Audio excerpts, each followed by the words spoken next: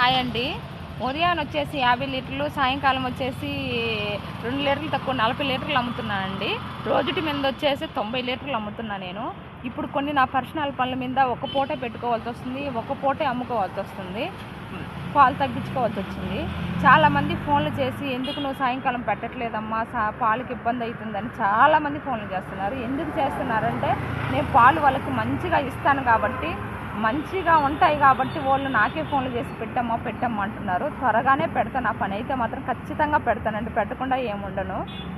నా పని అయితే నాకు ముఖ్యం కదండి, ముందు నా పనులు అయితే చూసుకోవాలి కదండి. ఎప్పుడైనా ఆ పని అయితే క్లియర్ చేసుకోవాలి.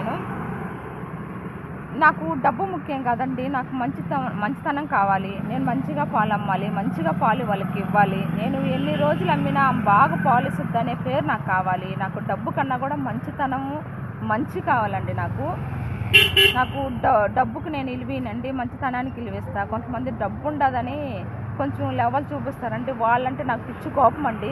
లేనోళ్ళైనా మనకి ఇలివిచ్చే వాళ్ళంటే నాకు వాళ్ళకంటే డబ్బున్న వాళ్ళకంటే ఎక్కువ చూస్తానండి. వాళ్ళకి ఎవరినైనా సరే నేను అందుకని నాకు డబ్బు చూసుకోనండి. నేను 90 లీటర్లు అమ్ముతున్నా. 90 లీటర్లలో ఒక 2 లీటర్లు నీళ్ళైనా వేసుకోవచ్చు, కానీ నేను వేయను. ఎందుకంటే నేను మంచిగా వాళ్ళకి పాలు ఇవ్వాలి. నేను ఎప్పుడు ఒకవేళ అమ్మకపోయినా కానీ మంచిగా పాలు అమ్మద్ది అనే పేరు రావాలి మనకి, మనల్ని అనుకోవాలి వాళ్ళు, మనం ఉన్నా లేకపోయినా అనే నాకు కోరిక అండి.